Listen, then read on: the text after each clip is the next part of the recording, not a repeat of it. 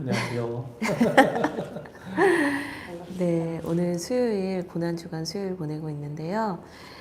로마서 5장에서 8장 오늘 함께 읽으며 또 고난주간 또 십자가 복음을 묵상하는 시간 되기를 원합니다.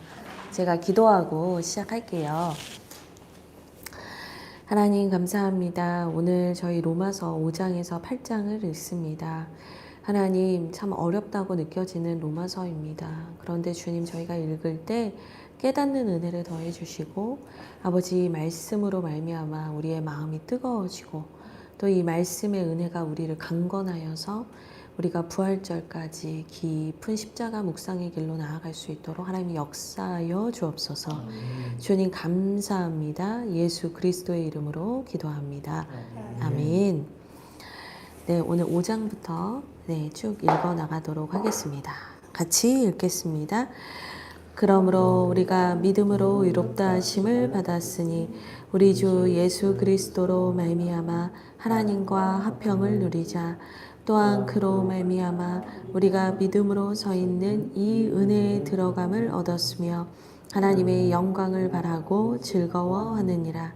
다만 이뿐 아니라 우리가 환난 중에도 즐거워하나니 이는 환난은 인내를, 인내는 연단을, 연단은 소망을 이루는 줄 알미로다. 소망이 우리를 부끄럽게 하지 아니함은 우리에게 주신 성령으로 말미암아 하나님의 사랑이 우리 마음에 부은 바 됨이니 우리가 아직 연약할 때 기약대로 그리스도께서 경건하지 않은 자를 위하여 죽으셨도다. 의인을 위하여 죽은 자가 쉽지 않고 선인을 위하여 용감히 죽는 자가 혹 있거니와 우리가 아직 죄인 되었을 때 그리스도께서 우리를 위하여 죽으심으로 하나님께서 우리에 대한 자기의 사랑을 확증하셨느니라.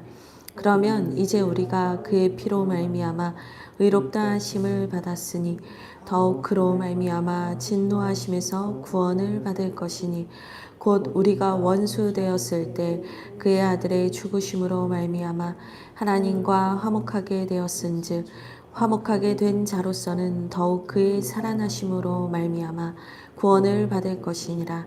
그뿐 아니라 이제 우리로 화목하게 하신 우리 주 예수 그리스도로 말미암아 하나님 안에서 또한 즐거워하느니라. 그러므로 한 사람으로 말미암아 죄가 세상에 들어오고 죄로 말미암아 사망이 들어왔나니 이와 같이 모든 사람이 죄를 지었으므로 사망이 모든 사람에게 이르렀느니라. 죄가 율법 있기 전에도 세상에 있었으나 율법이 없었을 때에는 죄를 죄로 여기지 아니하였느니라.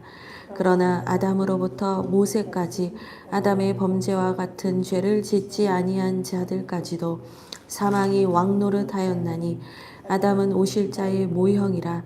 그러나 이 은사는 그 범죄와 같지 아니하니 곧 하나님의 범죄를 인하여 한 사람의 범죄를 인하여 많은 사람이 죽었은즉 더욱 하나님의 은혜와 또한 한 사람 예수 그리스도의 은혜로 말미암은 선물은 많은 사람에게 넘쳤느니라.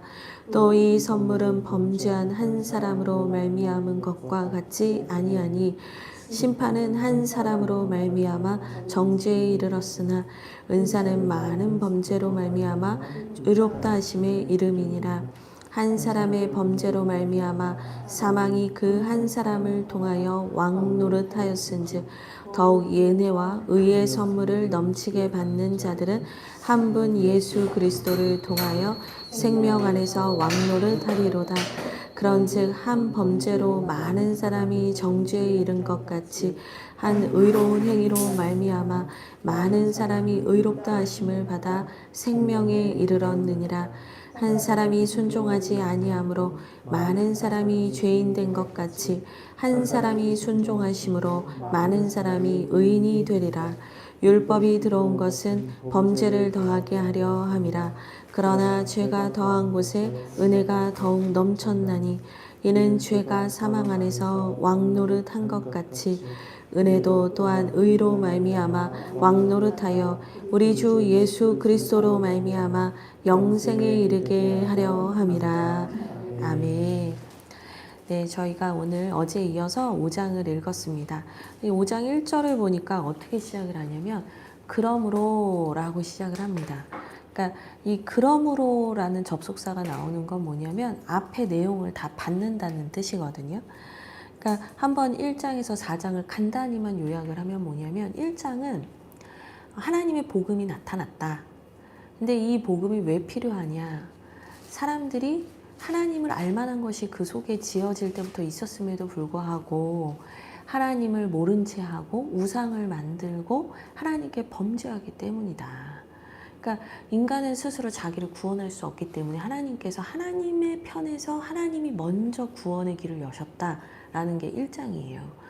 2장은 뭐냐면 그러니까 그거는 이방인들 얘기지라고 생각하는 사람들이 있는 거예요. 그러니까 유대인 너희도 똑같아. 너희도 죄인이다. 너희도 하나님의 백성이라 하고 하나님 말씀 받았다 하면서 실상은 너희가 더 교만하고 너희가 더 하나님을 따르지 않는다. 이 얘기를 하는 게 2장인 거예요. 그리고 나서 3장이 그러니까 의인은 없나니 하나도 없다. 3장 10절 얘기를 하면서 결국엔 이방인이든 유대인이든 인간은 스스로는 의인이 될 수 없다. 그래서 3장에서 우리 최병환 목사님도 중요하다 말씀했지만 모든 사람이 죄를 범하였으며 하나님의 영광에 이르지 못했다. 그게 이방인이든 유대인이든 모든 인간의 죄의 상태였던 거예요. 근데 그 죄인들을 위하여서 예수 그리스도께서 화목제물이 되셔서 십자가에서 보혈을 흘리심으로 우리의 모든 죄를 씻어주셨다. 이게 3장의 내용인 거죠. 그리고 4장은 이제 그 예수의 보혈을 믿는 사람, 그 예수 그리스도의 십자가 은혜를 믿는 사람에게는 믿음의 법이 역사해서 우리가 아브라함의 후손이 된다. 믿음으로 의에 이른 아브라함의 후손이 된다. 그러나 율법으로는 아무도 우리가 하나님의 그 기준을 넘을 수 있는 사람이 없다. 이제 그게 4장이었던 거예요. 그러니까 이제 아브라함으로 말미암아 믿음으로 구원받는 길이 열렸고 예수 그리스도께서 모든 사람을 위한 십자가의 길, 구원의 길을 여셨으니 5장이 시작이 되는 거예요. 그러므로 우리가 믿음으로 의롭다 하심을 받았으니 우리 주 예수 그리스도로 말미암아 하나님과 뭘 누리자? 화평을 누리자는 거예요. 그러니까 결국에는 죄로 말미암아 막혔던 하나님과 우리의 관계가 뚫리고요. 또 궁극적으로 나아가서는 이웃과의 막혀있던 관계도 뚫리는 거예요. 그러니까 수직적인 관계와 수평적인 관계를 예수 그리스도의 십자가 모양도 그렇잖아요. 수직적인 관계와 수평적인 관계를 다 뚫어주신 거예요. 그래서 우리가 이 믿음으로 서 있는 은혜의 들어감을 얻었으므로 하나님의 영광을 바라고 이제 즐거워할 수 있게 됐다는 거예요. 그러니까 얼마나 기뻐요. 우리가 구원받을 수 없는 존재였는데 예수의 십자가 때문에 구원을 받았으니 즐거워하자. 그러니 우리가 지금 당하고 있는 환난을 통해서는 인내하고 또 인내를 통해서 우리가 연단받음으로 견고해지고 이 견고한 믿음으로 말미암아 우리가 천국 소망을 갖게 된다라는 말씀이 3절과 4절에 나옵니다. 근데 이 3절과 4절은 거의 암송 구절이거든요. 줄을 그으시고 이 말씀은 계속 묵상하시면 좋겠어요. 그래서 우리가 6절 아직 연약할 때 그리스도께서 우리를 위하여 죽으심으로 우리에게 이 놀라운 은혜를 주시고 사랑을 주셨으니 우리가 그 은혜에 대해서 확실히 알자는 거예요. 8절도 암송 구절이에요. 로마서에는 암송 구절이 너무 많은데요. 보통 이제 전도를 하고 싶다고 하시는 분들이 계세요. 그런데 전도할 때 어떻게 말해야 되지 막 고민하시고 주저하신단 말이에요. 근데 제가 드릴 수 있는 그 팁은 뭐냐면 이 복음의 내용이 잘 정리되어 있는 로마서와 같은 내용을 여러 번 통독하시고 거기에 있는 주요 구절을 암송하시면 나도 모르게 복음을 전하고 싶을 때 그게 줄줄 나와요. 그러니까 복음을 어떻게 전하지 막 따로 궁리하실 게 없고요. 성경을 읽고 그 성경이 내 안에 꽉 차 있으면 그게 계속 나와요. 예. 근데 5장 8절은 진짜 중요한 구절이에요. 우리가 아직 죄인 되었을 때 내가 하나님의 사랑을 받을 만한 자격이 있을 때 내가 뭔가 정신 차렸을 때 아니에요. 죄인 되었을 때 그리스도께서 우리를 위하여 죽으심으로 하나님께서 우리에 대한 자기의 사랑을 확증하셨다는 거예요. 주님께서 죽으심으로 하나님께서 우리를 얼마나 사랑하시는지를 보여주셨다는 거예요. 뭐 내가 사랑하는 사람을 위하여 죽는 사람이 종종 있기도 하고 뭐 의로운 일을 위해서 죽기도 하는 사람이 종종 있기는 하지만 누가 자격 없는 죄인을 위해서 목숨을 내놓냐는 거예요. 근데 주께서 그 일을 행하셨다는 거죠. 그래서 우리가 원수 되었을 때, 하나님과 우리의 사이가 원수 관계였을 때 그의 아들의 죽으심으로 말미암아 하나님과 화목하게 되었은즉, 하나님과 이제는 평화를 누리게 되었은즉, 하나님과 우리 사이에 막힌 게 없게 되었은즉, 화목하게 된 자로서는 더욱 그의 살아나심으로 말미암아 구원을 받을 것이니라. 네. 그러니까 우리가 그분의 그 십자가로 말미암아 하나님과 화평하게 되었은즉 이제는 그의 부활하심으로 말미암아 그 구원은 확증됐다는 거예요. 더욱 확실하게. 그러니까 죄인의 모든 죄를 짊어지시고 예수 그리스도께서 죽으셨는데 하나님께서 그분을 살리셨잖아요. 그러니까 이제는 그분을 살리심으로 우리도 살리신다라는 게 이제 확증이 된 거예요. 예수를 믿으면 우리도 영원한 생명을 얻어요. 네. 그렇기 때문에 이제 나오는 내용이 뭐냐면 그리스도께서 죽음을 이기셨다. 그래서 5장의 이 화평에 대한 이야기 밑으로 12절부터는 뭐라고 하냐면 주제가 있어요. 제목이 있어요. 별명이 있는데 죽음으로부터의 자유라고 해요. 우리가 자유를 얻게 됐다. 해방을 얻게 됐다. 근데 뭐로부터 자유를 얻었냐? 죽음으로부터 자유를 얻었다는 거예요. 그래서 이 죽음이 어떻게 처음에 들어왔는지부터 얘기를 합니다. 그래서 한 사람으로 말미암아 12절 죄가 세상에 들어왔다. 근데 이제 우리가 잘 아는데 아담이잖아요. 이 아담으로 인해서 세상에 죄가 들어왔고 사실 모세 전까지는 죄가 죄인지도 몰랐대요. 율법이 없으니까요. 기준이 없으니까 이게 죄를 짓는 건지 아닌지 이러면서 사람들이 무지하게 산 거예요. 근데 모세를 통해서 하나님께서 율법을 주심으로 사람들이 아, 내가 죄인이구나라는 걸 알게 됐는데 사람들의 이제 착각이 여기서부터 시작이 돼요. 내가 이 율법을 다 지켜서 난 의로워져야지. 근데 네, 만만의 콩떡이에요. 절대 그렇게 안 돼요. 율법의 요구를 이룰 수 있는 사람이 없어요. 우리가 3장에서 읽었지만 율법은 죄를 깨달을 뿐이에요. 그러니까 죄를 깨닫지 못하고 사람들이 이 율법을 내가 결코 따를 수 없구나. 내가 하나님의 뜻대로 살아갈 수 없는 철저한 죄인이구나라는 것을 계속 느낄 수밖에 없는 상태가 된 거예요.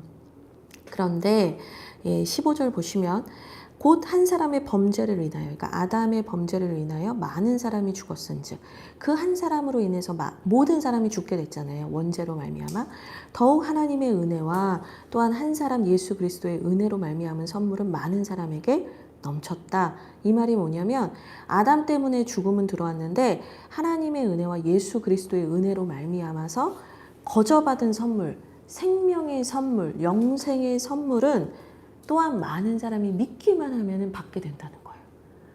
그러니까 하나님은 참 기가 막힌 분이에요. 아담 한 사람으로 인해서 죄가 들어와서 난리가 났는데 예수님 한 사람으로 인해서 모든 사람이 살아날 수 있는 길을 열어주셨다는 거예요. 그래서 16절에도 이 선물은 많은 범죄로 말미암아 범죄한 한 사람으로 말미암은 것과 같지 아니하니, 그러니까 아담과 같지 아니하니 심판은 한 사람으로 말미암아 정죄에 이르렀으나 심판은 아담으로 말미암아 정죄에 이르르게 했으나 우리를 이제 심판을 받게 했다는 거예요. 너는 죽을 죄를 졌다 이렇게 심판에 이르게 했으나 은사는 하나님의 선물은 많은 범죄로 말미암아 의롭다 하심의 이름이다. 그러니까 주 예수 그리스도의 은혜는 오히려 범죄를 지은 많은 사람을 의롭다 하시는 길이 됐다. 이 얘기인 거예요. 그래서 17절에 한 사람의 범죄로 말미암아 사망이 한 사람을 통하여 왕노릇하였은즉, 그러니까 아담으로 말미암아 사망이 들어와서 자기가 주인 행세를 했다는 거예요. 죄인들은 사망에 종노릇을 할 수밖에 없어요.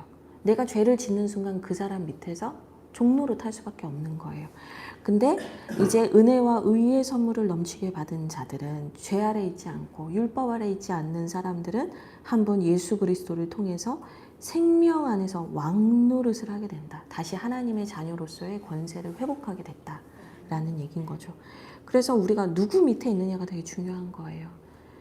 예, 누구 아래에 있느냐가 되게 중요한 거예요. 요즘 사람들은 뭐 나는 나고 나는 내 뜻대로 살고 내가 인생의 주인이라고 하지만 사실은 더 깊은 곳으로 들어가면은 우린 둘 중에 하나예요. 죄의 종으로 살든지 하나님의 자녀로 살든지 둘 중 하나지.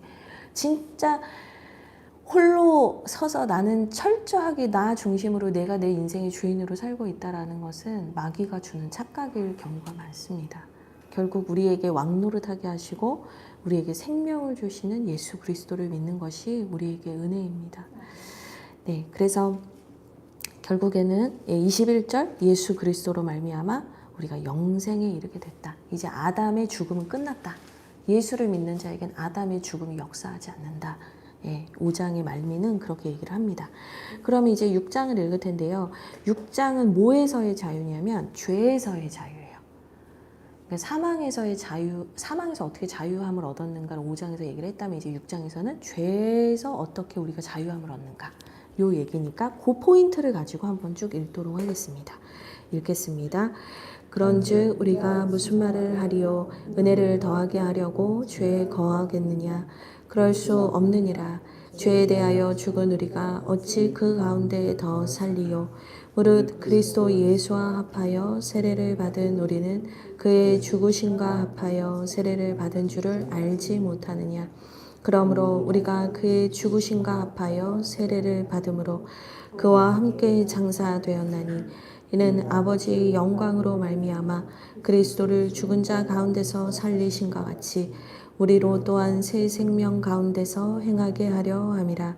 만일 우리가 그의 죽으심과 같은 모양으로 연합한 자가 되었으면 또한 그의 부활과 같은 모양으로 연합한 자도 되리라.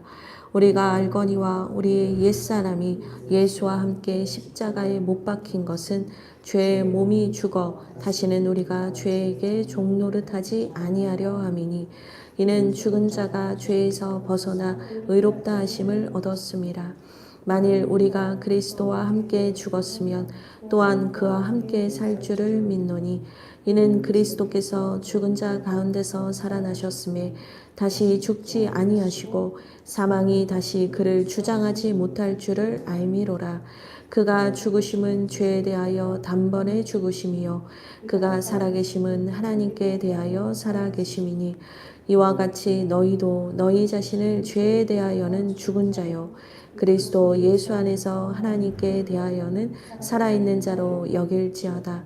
그러므로 너희는 죄가 너희 죽을 몸을 지배하지 못하게 하여 몸의 사욕에 순종하지 말고 또한 너희 지체를 불의의 무기로 죄에게 내주지 말고 오직 너희 자신을 죽은 자 가운데서 다시 살아난 자 같이 하나님께 드리며 너희 지체를 의의 무기로 하나님께 드리라. 죄가 너희를 주장하지 못하리니 이는 너희가 법 아래에 있지 아니하고 은혜 아래에 있음이라. 그런즉 어찌하리요 우리가 법 아래에 있지 아니하고 은혜 아래에 있으니 죄를 지으리요 그럴 수 없느니라. 너희 자신을 종으로 내주어 누구에게 순종하든지 그 순종함을 받는 자의 종이 되는 줄을 너희가 알지 못하느냐. 혹은 죄의 종으로 사망에 이르고 혹은 순종의 종으로 의에 이르느니라. 하나님께 감사하리로다. 너희가 본래 죄의 종이더니 너희에게 전하여 준 바 교훈의 본을 마음으로 순종하여 죄로부터 해방되어 의에게 종이 되었느니라. 너희 육신이 연약함으로 내가 사람의 예대로 말하노니 전에 너희가 너희 지체를 부정과 불법에 내주어 불법에 이른 것 같이 이제는 너희 지체를 의에게 종으로 내주어 거룩함에 이르라. 너희가 죄의 종이 되었을 때에는 의에 대하여 자유로웠느니라. 너희가 그때 무슨 열매를 얻었느냐. 이제는 너희가 그 일을 부끄러워하나니 이는 그 마지막이 사망임이라. 그러나 이제는 너희가 죄로부터 해방되고 하나님께 종이 되어 거룩함에 이르는 열매를 맺었으니 그 마지막은 영생이라. 죄의 삭은 사망이요 하나님의 은사는 그리스도 예수 우리 주 안에 있는 영생이니라. 아멘. 네, 저희가 6장을 읽었는데요.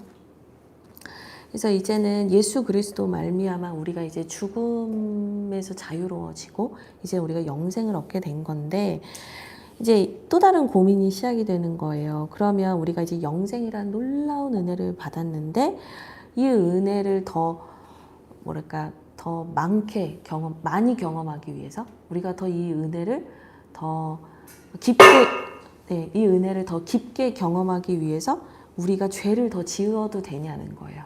그러니까 죄를 지어도 예수 용서해 주시잖아요. 그러니까 죄를 많이 지어도 더 깊게 지어도 결국 예수님 용서해 주시고 나는 더 큰 은혜를 경험하겠네? 이렇게 생각할 수 있냐는 거예요. 그러니까 우리가 은혜를 경험했는데 그 은혜를 더 경험한다는 것이 우리가 죄를 막 지어도 되냐는 뜻이냐는 거예요. 아니라는 거죠. 예, 사망에 이르게 하는 그 죄를 우리가 은혜를 받았다고 해서 더 함부로 지을 수 없다는 거예요. 그러니까 왜 그럴 수 없냐면 우리가 3절 무릇 그리스도 예수와 합하여 세례를 받았기 때문이라는 거예요. 근데 우리가 이제 세례를 여기서 이제 세례라는 용어가 나오는데 이 세례를 이제 신약에서 사용할 때는 구약의 홍해 사건과 연결을 많이 해요. 그러니까 이제 세례가 그 홍해를 통과하는 사건과 구약과 연결을 많이 해서 우리가 죽을 뻔했는데 죽은 것과 같았는데 다시 살아났다.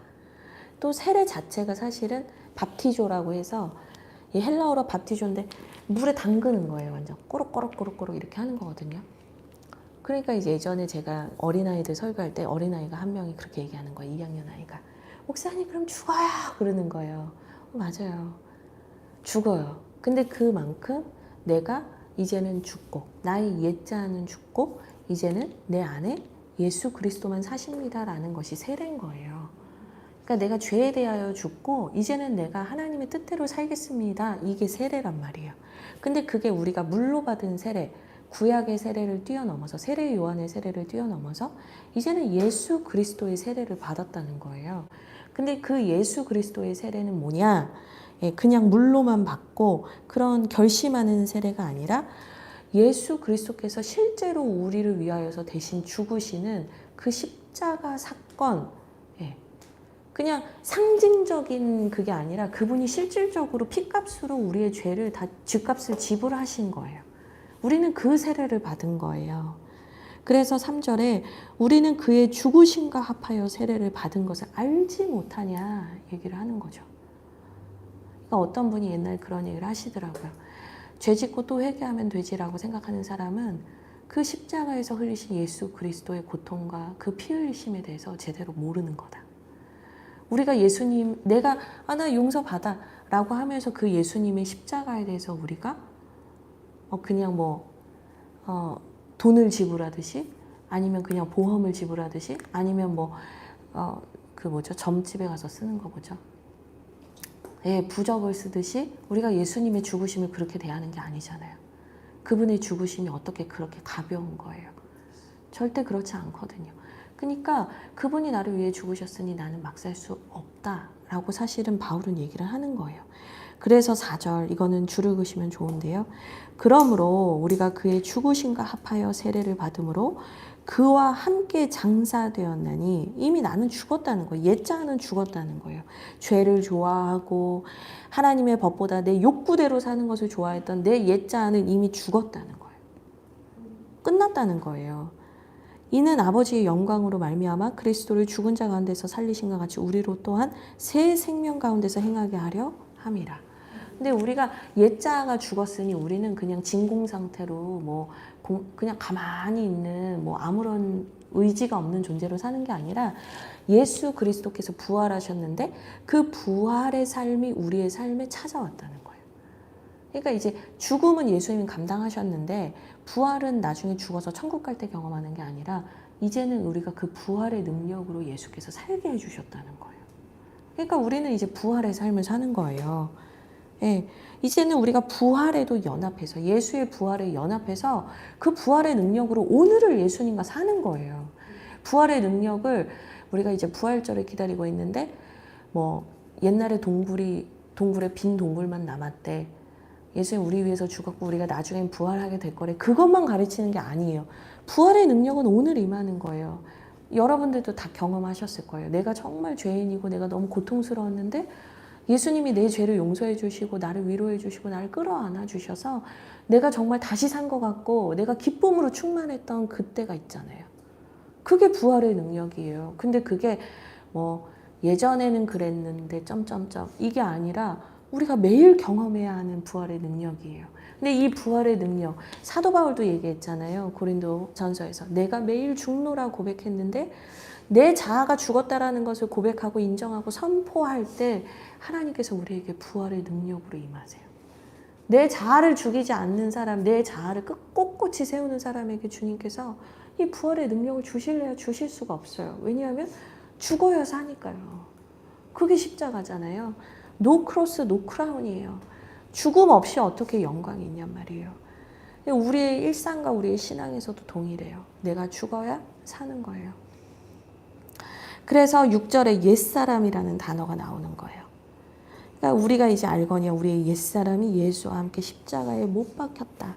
이제는 죄의 몸은 죽어서 다시는 우리가 죄에게 종노릇하지 아니하려 합니다. 예, 우리가 죄에서 벗어나 7절에 의롭다 하심을 얻었다. 그러니까 이미 우리의 자아는 죽은 거예요. 그러니까 예전에 유기성 목사님 그러시더라고요. 목사님 어떻게 하면 자아를 죽이나요? 목사님 맨날 그 얘기 하시잖아요. 나는 죽고 예수로 사는 사람 그 얘기를 하시니까 목사님 어떻게 해야 제 자아를 죽이는 거예요? 저도 죽고 싶다니까요. 저도 죽고 싶어요. 근데 안 죽어져요. 제 혈기가 안 죽어져요. 저 어떻게 해야 돼요? 근데 그때 유기성 목사님 무슨 얘기 하시냐면 제가 그 말씀에 너무 은혜를 받았는데 죽어야 되는 게 아니라 죽은 겁니다. 죽어야 되는 게 아니라 죽은 겁니다. 8절에 우리가 그리스도와 함께 죽었으면 또한 그와 함께 살 줄을 믿노니. 우리 죽은 거예요. 주님 저는 죽었습니다. 저는 죽었습니다. 주님 저를 살려주십시오. 이게 또 어떤 말씀이랑 연결되냐면 야고보서 말씀에 내가 낮추면 주님이 날 높여주신다 그 말씀이거든요. 이게 부활의 능력이 내 자아를 죽이고 주님만 높여드리면 주님이 나를 다시 살려주시는 우리의 그 신앙에서 부활의 능력은 매 순간 역사할 수 있는 실질적인 능력인 거예요. 예. 그래서 사망이 다시는 우리를 주장하지 못합니다. 9절에. 그래서 11절 이와 같이 너희도 너희 자신을 죄에 대하여는 죽은 자요. 예수 안에서는 하나님에 대하여 살아있는 자로 여겨라. 선언하라는 거예요. 선언. 나는 죽었습니다. 주님만이 제 안에 계십니다. 주님 저를 통하여 역사하시옵소서. 제가 항상 그 말씀을 풀어 역사하는 기도하시라고 말씀을 드리잖아요. 이거예요. 11절. 주님 저는 죄에 대하여 죽었습니다. 주님 제 안에서 주님만 나타나시옵소서. 이 기도하면 주님께는 승리뿐인데요. 예, 뭐가 저를 막겠어요. 그렇죠? 주님의 역사만 나타날 뿐이죠. 그래서 12절에 우리가 죽을 몸을 지배하지 못하게 죄가 너를 지배하지 못하게 해라. 사욕에 순종하지 마라. 그러니까 여기서 또 하나의 중요 단어가 밑에 줄까지 쭉 나오는데 여기서부터 이제 중요 단어는 뭐냐? 순종입니다.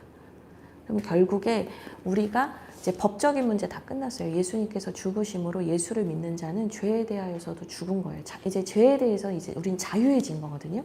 근데 법적인 문제는 끝났지만 우리의 죄의 습관이 남아 있잖아요. 근데 이 죄의 습관을 이길 수 있는 길이 뭐냐면 순종밖에 없다는 거예요. 순종. 우리 의의 무기로 13절 이거는 거의 뭐 암송 구절이죠. 너희 지체를 불의의 무기로 죄에게 내주지 말고 내준다라는 표현을 하잖아요. 그러니까 습관대로 죄에게 그냥 뭐 어리버리 하다가 그냥 죄가 끌고 가는 대로 끌려가지 말라는 거예요. 오직 너희 자신을 죽은 자 가운데서 다시 살아난 자와 같이 하나님께 드려라. 너희 지체를 의의 무기로 하나님께 드리라. 너희의 삶이 너희의 몸이 죄의 통로가 되지 말고 의의 무기가 돼야 된다는 거예요. 그럴 수 있는 이유, 순종으로 말미암아 그게 가능해요. 16절. 너희 자신을 종으로 내주어 누구에게 순종하든지 그 순종함을 받는 자의 종이 되는 줄을 너희가 알지 못하느냐. 우리가 뭐에 순종하느냐에 따라서 우리가 그거의 종이 된다는 거예요. 내가 돈에 순종해요? 그럼 난 돈의 종이 되는 거예요. 내가 권력에 순종해요? 난 권력의 종이 되는 거예요. 내가 하나님께 순종해요? 그럼 난 하나님의 종이 되는 거예요. 그러니까 순종을 할 때 죄의 종으로 사망에 이르지 말고 순종의 종이 되어서 하나님께 순종해서 의에 이르는 사람이 되라는 거죠. 18절 너무 중요합니다. 죄로부터 해방되어 의에게 종이 되라. 예, 죄에서 해방되면 그 하나님의 의에 종이 됩니다. 하나님의 의가 로마서에서는 아주 중요한 단어거든요. 근데 이 하나님의 의가 곧 누구냐면 예수 그리스도예요. 그러니까 죄로부터 해방돼서 예수 그리스도만 따르는 사람이 되라고 얘기를 합니다. 그렇게 될 때 우리에게는 22절 영생을 얻게 됩니다. 거룩함에 이르는 열매를 맺게 됩니다. 죄로부터 해방됩니다. 예. 얼마나 좋아요. 우리가 주님께 순종하는 게 죄의 유혹이 처음에는 달콤할지 모르지만 결과가 안 좋잖아요. 근데 예수님의 종이 되면 처음에는 불편한 것 같지만 열매가 좋습니다. 끝이 좋습니다. 여러분, 지금의 달콤함이 아니라 끝이 좋은 것을 주님께 있는 영원한 선물을 따라가십시오. 네, 우리 7장 함께 읽도록 하겠습니다. 같이 읽겠습니다. 형제들아, 내가 법 아는 자들에게 말하노니 너희는 그 법이 사람이 살 동안만 그를 주장한 줄 알지 못하느냐. 남편이 있는 여인이 그 남편 생전에는 법으로 그에게 매인 바 되나 만일 그 남편이 죽으면 남편의 법에서 벗어나느니라. 그러므로 만일 그 남편 생전에 다른 남자에게 가면 음녀라. 그러나 만일 남편이 죽으면 그 법에서 자유롭게 되나니 다른 남자에게 갈지라도 음녀가 되지 아니하느니라. 그러므로 내 형제들아, 너희도 그리스도의 몸으로 말미암아 율법에 대하여 죽임을 당하였으니 이는 다르니 곧 죽은 자 가운데서 살아나신 이에게 가서 우리가 하나님을 위하여 열매를 맺게 하려 함이라. 우리가 육신에 있을 때에는 율법으로 말미암는 죄의 정욕이 우리 지체 중에 역사하여 우리로 열매를 맺게 하였더니 이제는 우리가 얽매였던 것에 대하여 죽었으므로 율법에서 벗어났으니 이러므로 우리가 영의 새로운 것으로 섬길 것이요 율법 조문의 묵은 것으로 아니할지니라. 그런즉 우리가 무슨 말 하리요? 율법이 죄냐? 그럴 수 없느니라. 율법으로 말미암지 않고는 내가 죄를 알지 못하였으니 곧 율법이 탐내지 말라 하지 아니하였더라면 내가 탐심을 알지 못하였으리라. 그러나 죄가 기회를 타서 계명으로 말미암아 내 속에서 온갖 탐심을 이루었나니 이는 율법이 없으면 죄가 죽은 것임이라. 전에 율법을 깨닫지 못했을 때에는 내가 살았더니 계명이 이름에 죄는 살아나고 나는 죽었도다. 생명에 이르게 할 그 계명이 내게 대하여 도리어 사망에 이르게 하는 것이 되었도다. 죄가 기회를 타서 계명으로 말미암아 나를 속이고 그것으로 나를 죽였는지라. 이로 보건대 율법은 거룩하고 계명도 거룩하고 의로우며 선하도다. 그런즉 선한 것이 내게 사망이 되었느냐?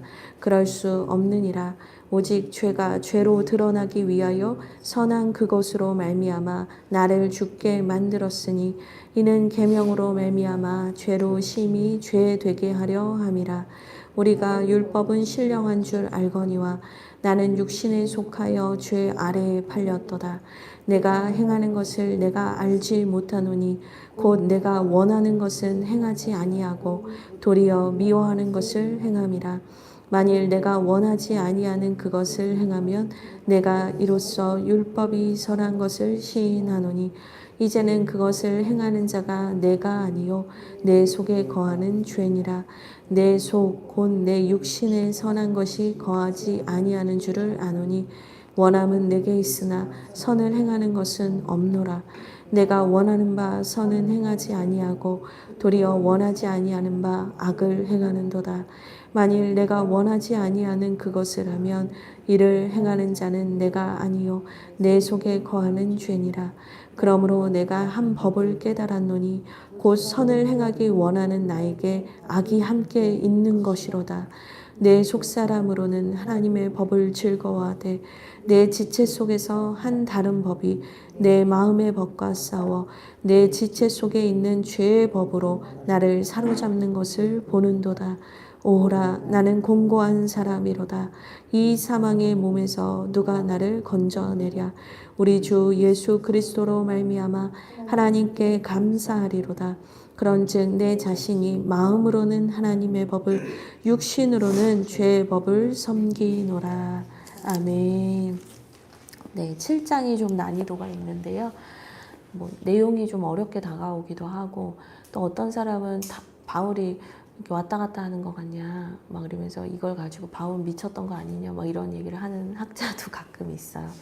근데 사실 이거는 실제로 이 죄의 문제에 대해서, 구원의 문제에 대해서, 그리고 내 연약함에 대해서 정말 처절하게 고민을 했던 분이라면 사실은 이 말씀 한 구절 한 구절이 얼마나 실질적으로 경험하고 기록한 성경인가를 알 수 있거든요.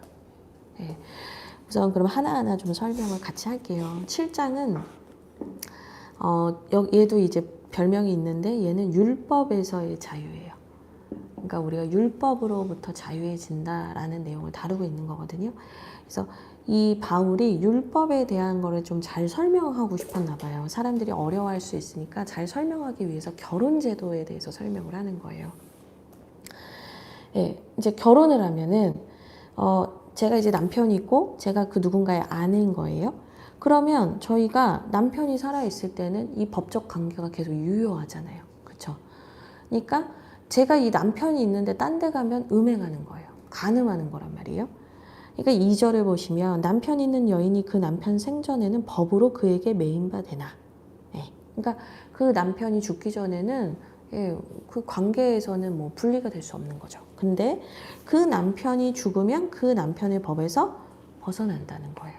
그러니까 남편이 죽었는데 죽은 사람하고 결혼 관계가 유지되는 경우는 없잖아요. 죽으면 그냥 그걸로 끝인 거예요. 그러면 이제 그 다음에 그 여인은 어때요? 다른 남편을 만날 수 있다라는 얘기를 하는 거예요. 그래서 만일 남편이 3절에 만일 남편이 죽으면 그 법에서 자유롭게 되나니 다른 남자에게 갈지라도 음녀가 되지 않는다.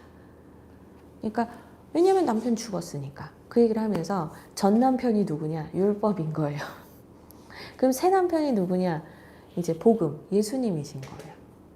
그러니까 우리가 예전에는 그 온전한 그 구원의 길이 하나님께서 계시해 주시기 전에, 예수 그리스도가 온전히 나타나기 전에는 하나님께서 우리에게 율법을 주셔서 그 율법 안에 우리가, 그 법 안에 우리가 있게 하셨다는 거예요. 근데 그게 뭐 하나님이 우리를 미워해서 뭐 짐을 지우려고 하신 게 아니라 우리가 너무 오줌 뭐 똥 뭐 이런 거 못 가리고 진짜 우리가 너무 무지하고 우리가 정말 하나님 앞에서 대적하고 바벨탑 쌓고 뭐 죄가 죄인지도 모르고 살고 막 하니까요.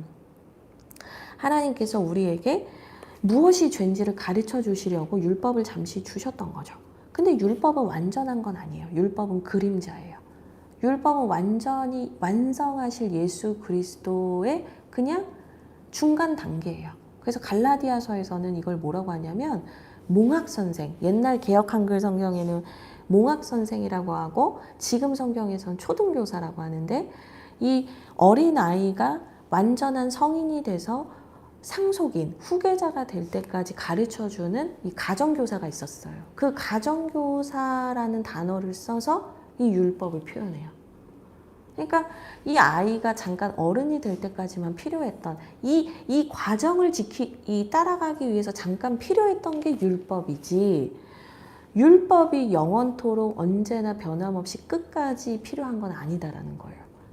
그러니까 우리는 율법을 통해서 죄를 깨달을 뿐이에요. 네, 그래서 우리가 율법에서 7절 율법으로 말미암지 않고는 내가 죄를 알지 못하였으니 하였으니, 그러니까 율법으로는 죄를 깨닫게만 했다는 거죠. 그래서 이제 결국에는 완전히 우리에게 구원을 이루시고 우리로 하여금 하나님의 뜻을 온전히 행하게 하는 그 순종의 모범이 되신 예수 그리스도를 보내주시면 더 이상 이제 율법에 우리가 매이지 않게 되는 거예요. 근데 문제는 뭐냐면 사람들이 이 율법을 가진 것에 대해서 자랑했어요. 2장에서도 나오지만 하나님의 말씀을 가진 것을 유대인들이 자랑했고 이것이 전부인 것처럼 했어요. 그래서 내가 이 율법을 다 지키면 난 구원받는다고 믿었단 말이에요. 기본적으로. 근데 실상은 그 율법을 어떻게 다 지키겠어요? 예를 들어서 십계명이 있는데 그 십계명은 간단해요. 부모를 공경해라. 또 뭐 남의 것을 탐내지 마라. 뭐 요 정도예요. 근데 실제로 살아가다 보면 그 십계명대로 살아가려면 여러 가지 세부 조항들, 지침들이 필요한 거예요. 그러면 부모를 공경하는 건 어떻게 하는 것인가? 막 이런 질문들이 나올 거 아니에요. 그러니까 유대인들이 예수님 당시에 그런 지침, 세부 지침을 600개가 넘게 만들었단 말이에요. 그거 누가 외울 수 있어요? 그러니까 큰 명제들, 십계명 같이 큰 명제들이 땅 있으면 그 사이에 여백이 너무 많게 느껴지잖아요. 그럼 그 여백을 자기들이 막 자기네 공로로 막 채우려고 막 해요. 근데 그거 못 따라가요. 또 그 여백으로 그걸 채운다고 해서 또 다른 경우, 또 다른 시대, 또 다른 역사, 또 다른 문화에 있는 사람들이 그게 다 적용이 되냔 말이에요. 안 된단 말이에요. 구멍이 생겨요.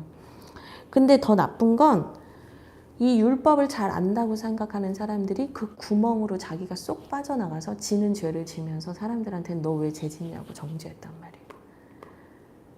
결국에는 이 율법의 기능이 있었고 이 율법을 통해서 예수 그리스도라는 구원자, 그리스도를 기다리게 하는 기능이 있었던 건데 사람들이 그걸 이용해서 교묘하게 더 죄를 져요. 보여지는 것에서는 지키기는 하는데 이 계명 사이로 살살살살살살 왜 우리가 법 잘하는 사람들이 더 법 악용해서 죄 짓는다고 하잖아요. 이런 것처럼 살살살살 빠져나가면서 죄를 짓는 거예요. 그게 어디 나오냐면 8절에 나와요. 그러나 죄가 기회를 타서 계명으로 말미암아 내 속에서 온갖 탐심을 이루었나니 이는 율법이 없으면 죄가 죽은 것입니다. 그러니까 이게 무슨 말이냐면 죄가 기회를 타서 계명으로 말미암아 내 속에서 온갖 탐심을 이룬다. 그러니까 그 계명들 사이로 이렇게 다니면서 난 더 죄를 졌다는 거예요. 11절에도 나와요. 죄가 기회를 타서 계명으로 말미암아 나를 속이고 그것으로 나를 죽였다. 율법을 지키면 구원으로 지키는 해서 사람이 척했는데 보이지 않는 뒷모습으로는 그 계명들을 속속속속속 빠져나가면서 나는 계속 죄를 지었던 거예요. 이중적인 거예요. 겉으로는 의인인데 속으로는 죄인이었다는 얘기를 하는 거예요. 바울이 왜 이야기를 할 수 있나? 바리새인이었고 가말리엘의 그 밑에서 율법을 철저하게 배운 사람이었고 그 율법을 철저하게 열심으로 지켰던 사람인데 이 사람이 왜 이 고백을 하겠어요? 나도 겉으로는 흠이 없는 사람처럼 보였는데 나 속으로는 엄청나게 죄인이었어. 이 얘기를 하고 싶은 거거든요. 그러니까 율법으로는 구원을 얻을 수 없다는 걸 누구보다 더 잘 아는 사람이 바울인 거예요. 율법을 지키면 구원받는 줄 알지만 사실은 우리가 그 빈틈을 타고 다니면서 우리가 얼마나 사람을 미워하고 사람을 죽이고 나를 높이고 자기 의를 쌓았고 내가 얼마나 하나님 아니고 내가 하나님을 아닌 다른 것들을 사랑했고 내가 예수 그리스도가 누구신지도 못 알아보는 지경까지 이르렀는지 이 바울은 누구보다 아는 거예요. 그래서 12절에 얘기를 해요. 그러면 율법이 나쁜 거냐? 아니다. 율법은 거룩하고 계명도 거룩하고 의로우며 선하다. 하나님이 주신 건 다 선하다. 근데 우리가 그것을 악용했다. 그것을 내가 구원받는 것처럼 내가 내 의를 세우면서 내가 나를 높이려고 악용한 거지 율법 자체는 악한 게 아니다. 13절 그런즉 선한 것이 내게 사망이 되었느냐. 그러니까 율법의 그 원래 하나님이 주실 때 그 선한 의도가 나로 하여금 죽게 한 거냐. 그럴 수 없다. 오직 죄가 죄로 드러나기 위하여 선한 그것으로 말미암아 나를 죽게 만들었으니 이는 계명으로 말미암아 죄로 심히 죄되게 하려 함이라. 그게 아니라 오히려 그 율법으로 인해서 우리가 철저하게 죄인이라는 것을 하나님께서는 우리로 하여금 알게 하신 것이다. 그러니까 율법의 요구를 이룰 수 있는 사람은 아무도 없거든요. 그러니까 율법의 요구를 이룰 수 없는 나를 인정하고 하나님 앞에 나오게 한 거예요. 그러니까 되게 중요한 게 뭐냐면요. 여러분 죄인됨에 대해서 철저하게 인정하지 않는 사람은 복음을 받아들이지 않아요. 나는 지금까지 나쁜 적 한 적 없다. 난 도둑질한 적도 없고 나는 뭐 윤리 도덕적으로 죄진 적이 없는데 내가 왜 죄인이냐라고 말하는 경우가 많잖아요. 근데 사실은 사람들이 겉으로는 내가 다 그런 것들을 지켰다라고 하지만 내 속이 얼마나 교활하고 내 속이 얼마나 더러운지는 사실은 나만 알아요. 나는 알아요. 사람도 속일 수 있고 나도 속일 수 있는데 그 죄에서 속일 수 없는 유일한 분이 있다면 하나님이에요. 하나님은 속일 수가 없는 거예요. 그래서 오히려 율법으로 말미암아 그 죄인됨을 인정하게 되는 사람은 복된 거예요. 내가 죄인됨을 인정해야 진짜 복음을 받아들일 수 있기 때문에 내가 죄인이라는 것을 인정하게 되는 사람은 진짜 복음으로 가는 길이 이제 다 온 거예요. 진짜 복음으로 가는 길에 거의 다 온 거예요. 이거 복인데 그 고통을 느낄 때는 괴로워요. 미칠 것 같아요. 하나님 저한테 어쩌라는 거예요. 괴로워요. 근데 십자가가 그렇잖아요. 부활로 가고 진짜 복음으로 넘어가기 위해서는 내가 정말 죽는 것 같은 그 시간을 통과해요. 근데 여러분 거기서 되게 중요한 게 사울이 전쟁 중에 지금 제사 안 지내면 큰일 나겠다 싶어서 사무엘이 오기 전에 제사를 지내잖아요. 근데 사울이 죽을 것 같은 그 순간을 넘었어야 되는 거예요. 죽으면 죽으리다 에스더처럼 사울이 그 순간을 지나가고 하나님의 구원을 경험했어야 되는데 이 사람이 자기 구원을 찾다가 망한 거거든요. 근데 그 죽을 것 같은 그 마음에서 우리가 엎드려서 겸비해서 회개하는 것이 부활을 경험하는 놀라운 은혜를 경험하는 길이란 말이에요. 근데 지금 이제 제가 구약 얘기를 갑자기 했지만 똑같아요. 사울, 바울도 히브리 이름은 사울인데 제가 사울랑 얘기를 한 거는 의도한 건 아니었는데 여튼 이 사도 바울도 지금 그 고통 가운데 있는 거예요. 죽을 것 같은 고통 가운데 있는 거예요. 15절에 내가 행하는 것을 내가 알지 못한다. 내가 원하는 것은 행하지 않고 도리어 미워하는 것을 행한다. 그러니까 내가 하나님의 백성으로 살고 싶은데 자꾸 제가 죄를 짓고 하나님이 별로 기뻐하시지 않는 걸 알면서도 계속 그걸 행한다는 거예요.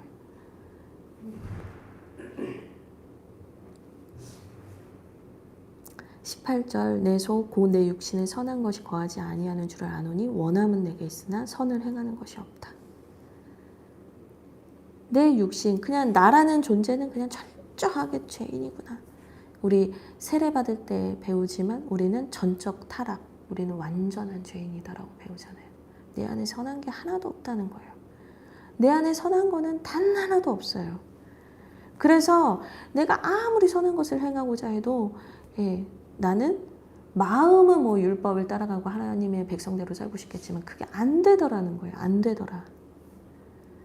19절 내가 원하는 바 선은 행하지 않는다. 도리어 원하지 않는 바 악을 행하는다. 악을 행하고 있다. 그러면서 21절에 갑자기 전환을 해요. 내가 한 법을 근데 깨달았다. 곧 선을 행하기 원하는 나에게 악이 함께 있는 것이로다. 그러면서 내가 물론 예수 그리스도를 믿음으로 이 법적인 문제는 해결이 돼서 이제 의롭다 칭함을 받게 되었지만 여전히 나는 부활의 육신을 얻기 전까지는 아직 내 안에 그 죄의 문제가 해결되지 않은 그 불완전한 존재로 내가 다시 오실 그 주님의 때까지 내가 이 애매한 긴장의 상태로 살아야 된다는 걸 이 사람 알게 된 거죠. 그래서 내가 하나님의 법과 죄의 법이 내 마음에서 늘 싸운다라는 얘기를 해요. 근데 우리 진짜 그렇잖아요. 이럴까? 아니야. 나는 이렇게 하고 싶어. 맨날 근데 이게 마음이 나눠져 있으면 복잡하고 힘들고 지치고 영적으로 뭐라 그러죠? 이렇게 방전이 돼 버려요. 이 마음이 나눠져 있으면 그래요. 근데 하나님께서 우리에게 주시는 은혜는 뭐냐면 이 나눠진 마음을 하나로 통합하시는 이걸 하세요. 근데 여튼 이 죄의 법이 우리 안에 싸우고 있다. 24절 오호라 나는 얼마나 공고한 사람인가. 나 지금 방전돼 있다. 나 지쳐 있다. 이 사망의 몸에서 누가 나를 건져내겠습니까? 이제 이렇게 절망하는 것처럼 끝나요. 근데 이제 우리가 이제 8장에서 읽게 될 곳에서 어떤 얘기가 나오는지 보겠습니다. 8장 읽겠습니다. 그러므로 이제 그리스도 예수 안에 있는 자에게는 결코 정죄함이 없나니 이는 그리스도 예수 안에 있는 생명의 성령의 법이 죄와 사망의 법에서 너를 해방하였습니다. 율법이 육신으로 말미암아 연약하여 할 수 없는 것을 하나님은 하시나니 곧 죄로 말미암아 자기 아들을 죄 있는 육신의 모양으로 보내어 육신의 죄를 정하사 육신을 따르지 않고 그 영을 따라 행하는 우리에게 율법의 요구가 이루어지게 하려 하심이니라. 육신을 따르는 자는 육신의 일을, 영을 따르는 자는 영의 일을 생각하나니 육신의 생각은 사망이요 영의 생각은 생명과 평안이니라. 육신의 생각은 하나님과 원수가 되나니 이는 하나님의 법에 굴복하지 아니할 뿐 아니라 할 수도 없음이라. 육신에 있는 자들은 하나님을 기쁘시게 할 수 없느니라. 만일 너희 속에 하나님의 영이 거하시면 너희가 육신에 있지 아니하고 영에 있나니 누구든지 그리스도의 영이 없으면 그리스도의 사람이 아니라. 또 그리스도께서 너희 안에 계시면 몸은 죄로 말미암아 죽은 것이나 영은 의로 말미암아 살아있는 것이니라. 예수를 죽은 자 가운데서 살리신 이의 영이 너희 안에 거하시면 그리스도 예수를 죽은 자 가운데서 살리신 이가 너희 안에 거하시는 그의 영으로 말미암아 너희 죽을 몸도 살리시리라. 그러므로 형제들아 우리가 빚진 자로되 육신에게 져서 육신대로 살 것이 아니니라. 너희가 육신대로 살면 반드시 죽을 것이로되 영으로서 몸의 행실을 죽이면 살리니 무릇 하나님의 영으로 인도함을 받는 사람은 곧 하나님의 아들이라. 너희는 다시 무서워하는 종의 영을 받지 아니하고 양자의 영을 받았으므로 우리가 아빠 아버지라고 부르짖느니라. 성령이 친히 우리의 영과 더불어 우리가 하나님의 자녀인 것을 증언하시나니 자녀이면 또한 상속자 곧 하나님의 상속자요 그리스도와 함께한 상속자니 우리가 그와 함께 영광을 받기 위하여 고난도 함께 받아야 할 것이니라. 생각하건대 현재의 고난은 장차 우리에게 나타날 영광과 비교할 수 없도다. 고대하는 바는 하나님의 아들들이 나타나는 것이니 피조물이 허무한데 굴복하는 것은 자기 뜻이 아니요 오직 굴복하게 하시는 이로 말미암음이라. 그 바라는 것은 피조물도 썩어짐의 종노릇한 데서 해방되어 하나님의 자녀들의 영광의 자유에 이르는 것이니라. 피조물이 다 이제까지 함께 탄식하며 함께 고통을 겪고 있는 것을 우리가 아느니라. 그뿐 아니라 또한 우리 곧 성령의 처음 익은 열매를 받은 우리까지도 속으로 탄식하여 양자될 것 곧 우리 몸의 속량을 기다리느니라. 우리가 소망으로 구원을 얻었음에 보이는 소망이 소망이 아니니 보는 것을 누가 바라리요. 만일 우리가 보지 못하는 것을 바라면 참음으로 기다릴지니라. 이와 같이 성령도 우리의 연약함을 도우시나니 우리는 마땅히 기도할 바를 알지 못하나 오직 성령이 말할 수 없는 탄식으로 우리를 위하여 친히 간구하시느니라. 마음을 살피시는 이가 성령의 생각을 아시나니 이는 성령이 하나님의 뜻대로 성도를 위하여 간구하심이니라.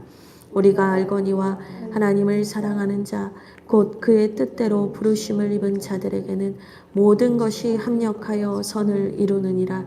하나님이 미리 아신 자들을 또한 그 아들의 형상을 본받게 하기 위하여 미리 정하셨으니 이는 그로 많은 형제 중에서 맏아들이 되게 하려 하심이니라. 또 미리 정하신 그들을 또한 부르시고 부르신 그들을 또한 의롭다 하시고 의롭다 하신 그들을 또한 영화롭게 하셨느니라. 그런즉 이 일에 대하여 우리가 무슨 말하리요? 만일 하나님이 우리를 위하시면 누가 우리를 대적하리요? 자기 아들을 아끼지 아니하시고 우리 모든 사람을 위하여 내주신 이가 어찌 그 아들과 함께 모든 것을 우리에게 주시지 아니하겠느냐? 누가 능히 하나님께서 택하신 자들을 고발하리요? 의롭다 하신 이는 하나님이시니 누가 정죄하리요? 죽으실 뿐 아니라 다시 살아나신 이는 그리스도 예수시니 그는 하나님 우편에 계신 자요 우리를 위하여 간구하시는 자시니라. 누가 우리를 그리스도의 사랑에서 끊으리요. 환난이나 공고나 박해나 기근이나 적신이나 위험이나 칼이랴. 기록된 바 우리가 종일 주를 위하여 죽임을 당하게 되며 도살 당할 양같이 여김을 받았나이다 함과 같으니라.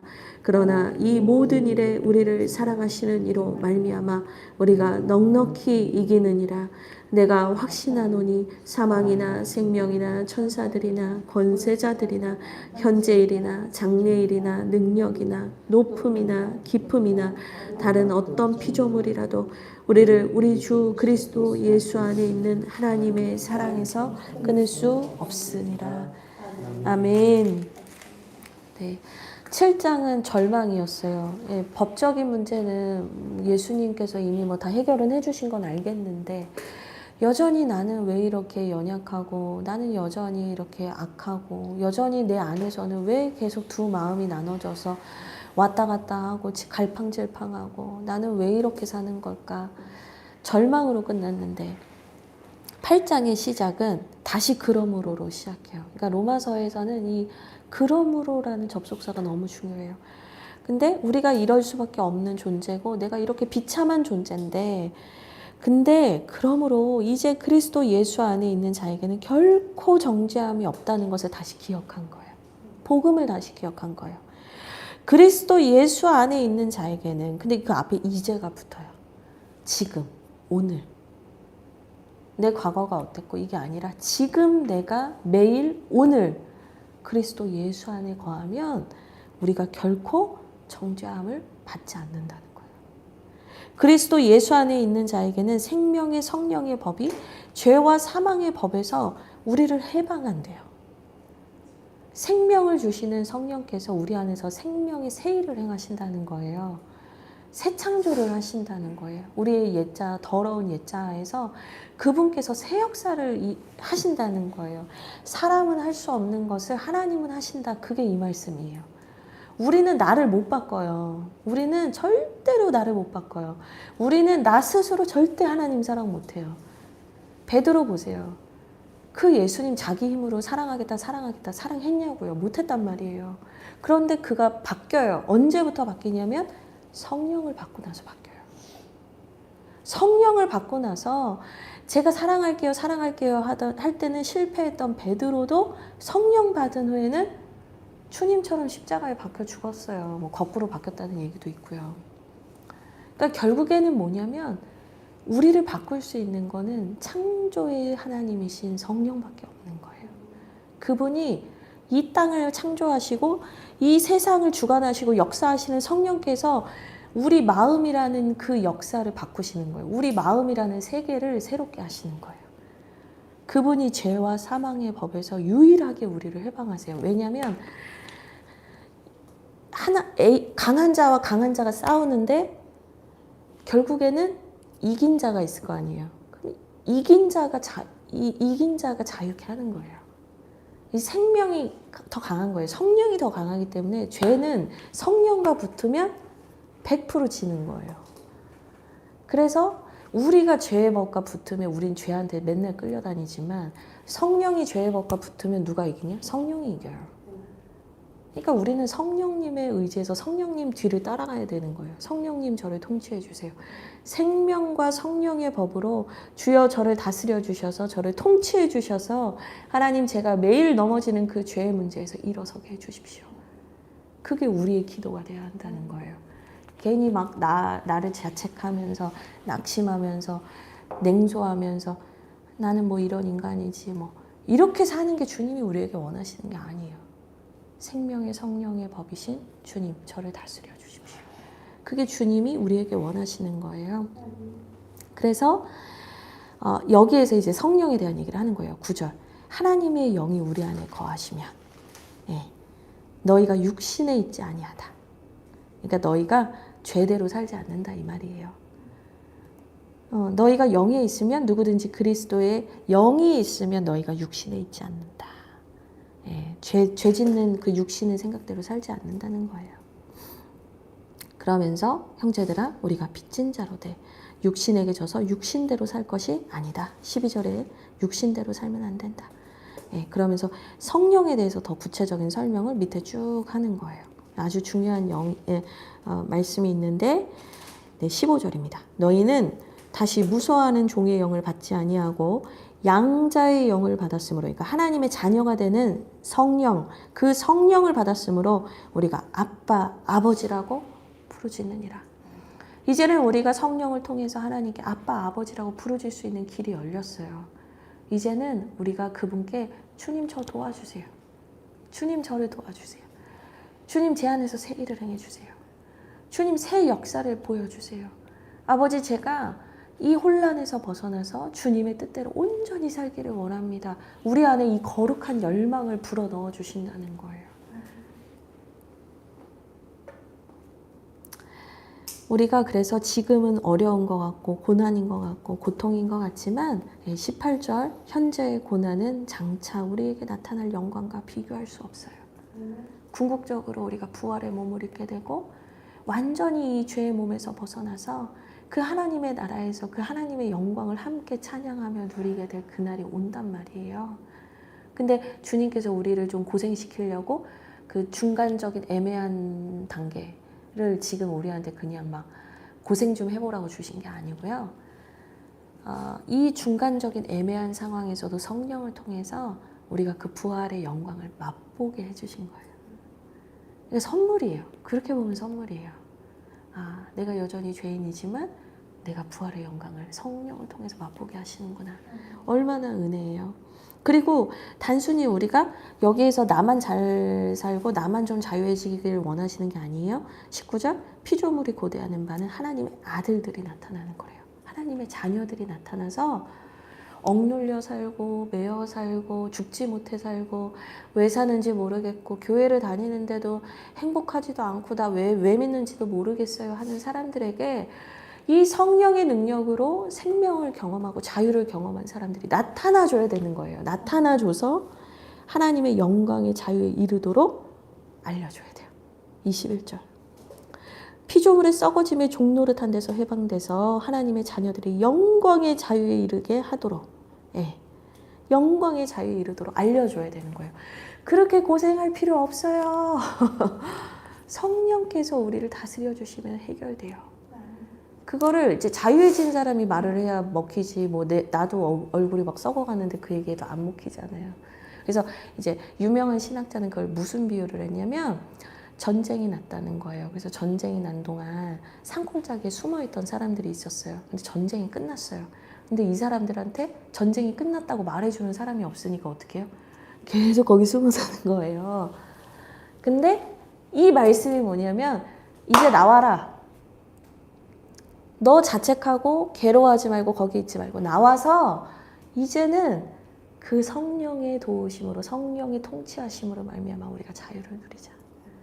우리가 그냥 막 어거지로 구원받으려고 막 율법을 이루려고 막 아이고 죽지 못해 내가 해야지 이게 아니라 자원해서 이제는 기뻐서 더 능히 이 기준선에 딱 맞추는 신앙이 아니라 넘치는 신앙이 되게 하신단 말이에요.